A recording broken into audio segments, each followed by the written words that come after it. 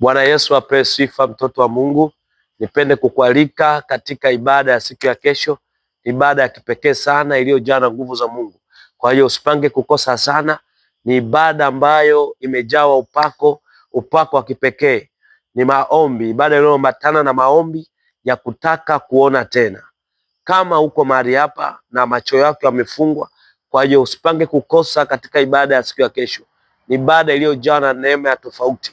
Lazima uone, kwa sababu huwezi ukainuka, huwezi kufanikiwa kama macho yako yamefungwa. Kwa hiyo nipende kukaribisha sana katika ibada hii ya siku ya kesho. Ni ibada ya tofauti sana iliyojaa na neema ya ajabu. Nataka kuona tena. Lazima uone tena. Lazima ukafanikiwe zaidi. Lazima ukainuke zaidi.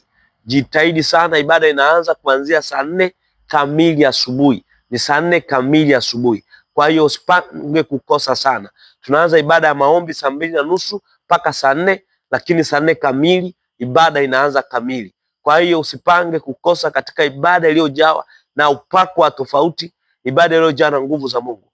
Mungu akubariki sana. Mungu akakuinue sana. Usikose ibada ya kesho. Shalom.